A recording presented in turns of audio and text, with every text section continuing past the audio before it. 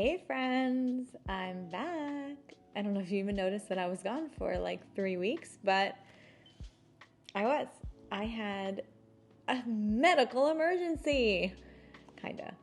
So, as you can see from the title of this video, I had fibroid surgery. So I had an open myomectomy and it was a wild journey. So let's talk about it. Let's talk about it. Trigger warning. I will be talking about things that aren't pleasant, like reproductive challenges and blood and, medical things. So if this is triggering to you, it's fine. You can just go watch another video of mine. Also talking about infertility, which is a little bit of a trigger for some. So please, my heart won't be hurt if you do not want to watch this video. It's totally fine. So let's just dive right into it. I have been on a journey. Me and my husband are trying to have a baby, and we, for the last few years, have been trying, but like kind of in the mindset that if it happens, it happens. If it doesn't, it doesn't. But that kind of changed this year when I turned 39, because I was like, you know what? It's kind of like now or never, and I rather know if it's going to happen or not, and not play games in my brain. And so we decided to go to a fertility doctor, an amazing fertility doctor here in New Jersey. And we were in for it. And let's rewind a little bit. So I was on vacation. I had a beautiful vacation with friends in Costa Rica. Thinking, you know what, this is like our last vacation before we start our journey, and let's have some fun. And we did. It was great. Fast forward, came home 2 days later at the fertility doctor, and what they do right away is they just ask you a bunch of questions. They take blood from both of you, and I got a ultrasound, which was very weird because it's like I'm sitting in this room and my husband, a nurse, and the doctor, and they are giving me the ultrasound, which is vaginal. So again, triggers. This is going to be talking about a lot of personal things. And right away, the doctor was like, "Oh, Laura, oh no." And of course my heart like drops, like, what is going on? And he says, you have a fibroid that's pretty large, that's blocking, where babies are made, or how babies are made. And in order to get pregnant, you are going to have to get this removed. Very fixable, but it is an intense invasive surgery. And I freaked out, and I was holding back tears, but trying to be really strong. Like, okay, like this is what we have to do. It's fine. He was very to the point. Like, this is what we're going to do. I'm going to get you in next Wednesday. I'm going to do the surgery. You're going to have to stay over. You have a 3-month recovery. It's kind of a big deal. And, taking it all in, because I was just on a beach in Costa Rica, and now I'm getting surgery. And taking it all in and doing my research and realizing that this happens to a lot of women, and I feel like we don't talk about it enough. Like, I had no idea this was a thing, and this is pretty serious. So fibroids are tumors, benign, mostly 99.9% benign tumors that grow in your uterine cavity or get stuck onto, anywhere in your reproductive system, and they could grow. They grow. And some people have like grapefruits. Some people have, watermelons that are the size that they look like 6 months pregnant because of a fibroid. I didn't have that, but I'll tell you more. But my doctor told me, and I had no symptoms, or so I thought. And that's kind of what I kept saying over and over to the doctor, that like, I don't really understand. Like, I don't really have symptoms. Like, how is this happening in my body and I don't feel it? And he was straight, like, face, like, Laura, sometimes we pretend like there's nothing bothering us. And sometimes we're delusional, basically. And that really I was like, wait, am I not feeling good? Am I delusional? Is there things going on that I just don't want to admit? Turns out there was. I have very painful ovulation, and I thought that was normal. The first 2 days of my period were, I wouldn't say excruciating, but painful, heavy. I thought that was normal. I was gaining weight, not able to lose it. I was tired all the time. So those are my symptoms right there, but I didn't think much of it at the time because I thought those were all normal. Oh, I'm getting older. Oh, this is just what happens. Turns out, not the case. Turns out fibroids can cause that. So here I am. I'm going to make sure my mic's on. Here I am, a week out from surgery, and I feel amazing. I look at my face. It is not puffy. I had such a puffy face. I feel like my energy is back. I'm sleeping so good and then feeling good. Also, still have an incision that's bothering me because I had surgery, but all right, let's go to surgery day. So I was so nervous about being put under. I never had, I can't say the word, anesthesia. I can't say it. Don't make fun of me.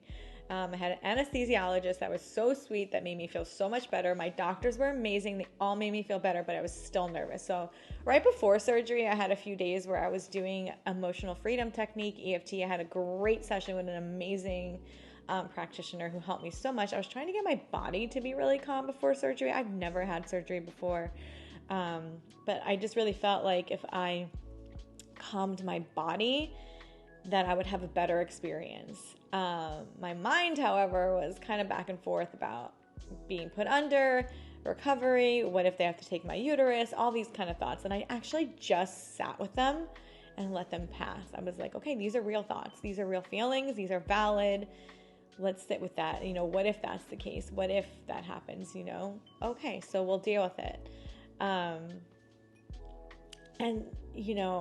I was so nervous about being put under, and that was the easiest part. I had such a great experience.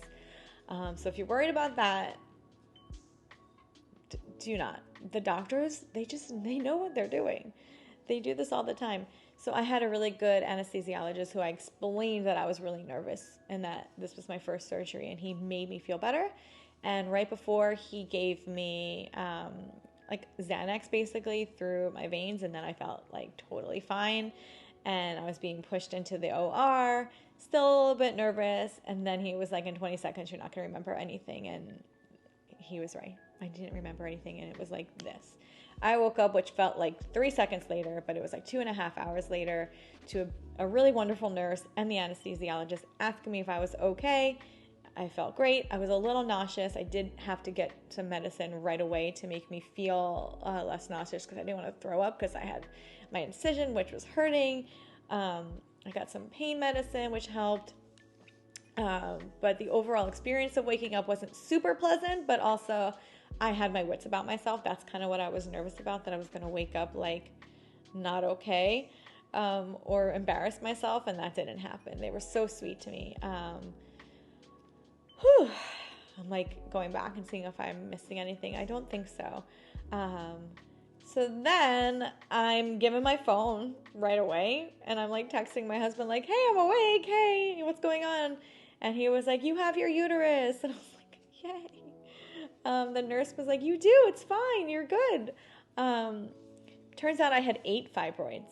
7 fibroids and 1 cluster, which was a mixture of a fibroid and endometriosis, which I don't know which one that was. Maybe that was the one that was in the way. But so 7 fibroids and 1 cluster of endo and what, I don't know. It's called something. I just can't think of what it's called. All benign, thank God. The surgery itself was very successful, thankfully. My dog in the back is excited. I did have an open myomectomy, which is a bikini cut. So I do have a C-section scar, or a C-section incision. It was definitely painful. The recovery the first few days was not fun. I did take Advil and Tylenol and an antibiotic for a few days. I did try and get up and move, but didn't really, do that as much. I slept a lot, and really just let my body heal. I am a week and a few days out. I still feel pain, but not like I did. I am moving around a lot. I can't really lift anything just yet, and I can't try for a baby for 3 months. So you have to let your uterus heal if you are on a fertility journey. Some advice I would give is don't push it. Like, you just had surgery and it's invasive, and you just had your insides cut open. And that's what the doctor said is like what takes the longest, is not necessarily getting the fibroids out, but actually like sewing you back up, and you feel that. I have nerve blockers, which is pretty weird. That's like things that were put in to numb my stomach, and that was weird, and I still feel them a little bit, and they're wearing off. I had a catheter, which was interesting, but I got that taken out pretty much the next day after surgery, and that was fine. I had no movement whatsoever for the first few days, so definitely stock up on fiber. I'll link below what helps me, or what helped me. It's called FIBROIDS, and it's a drink, but it's like, it helps so much. The problem is you don't really have feeling, and I didn't feel like if I was hungry. I didn't feel like I had to go to the bathroom. So I tried to do that every hour just to make sure I was getting everything out. Gross. But it's just the reality of it. I do recommend finding books, meditating, doing what you can to heal your body. I feel so good right now. And I really think that's like a mindset thing. I really took care of myself. I really had a great partner that was really helpful. My mom was here. My family was here. They made sure I ate. They made sure I got up okay. I did walk around, because you want to walk. You want to walk as much as you can, but also don't overdo it. But you want to make sure you get moving, because then you can get like blood clots, or you just want to make sure you move. But apparently this is really, like I said, this is pretty common, and that's kind of wild to me. So right now I'm in recovery. I am trying to eat. Well, I haven't really been eating that great because I just want comfort food, but this next week I'm really going to focus on taking a lot of supplements. I have to up my vitamin D. It's finally getting sunny here in New Jersey, and it's warm. It's warming up at least. I had to get some supplements and really focus on healing. And yeah, it was a wild journey, and I'm really glad I'm right here telling you about it. And I hope this was helpful. If you have any questions, let me know. I'll post some products that I used post-recovery that were really helpful. There's like 2 or 3 things that I really highly recommend. That's all I got. I wanted to just give you an update on where I've been, and hopefully in the next week we'll get back to makeup videos and tarot card readings. And now that I have this big energetic shift, because I felt like my friend Michelle, she's so sweet, so shout out to her. She told me that she felt like fibroids were energy that's stuck from like past relationships or sadness or things like that are stuck in your body. And I found that so interesting, and I'm really going to lean into that. So yeah, I do feel a little shift in my energy, and I really feel like I was not well and I ignored it. So maybe this is your sign. If you feel like there's something going on in your body and you're not sure, to get it checked out, because you could be where I am right now, where you're feeling so much better because you took care of it. That's all I wanted to share with you. Thanks so much for tuning in. If you have any questions, please let me know below. If you're going in for an open myomectomy or the laparoscopic or any kind of surgery and you're nervous, let me know below. I'll give you some tips and send you some love and answer any questions that you may have. But yeah, subscribe, like, share. Thank you so much, and I will see you in my next video. Bye.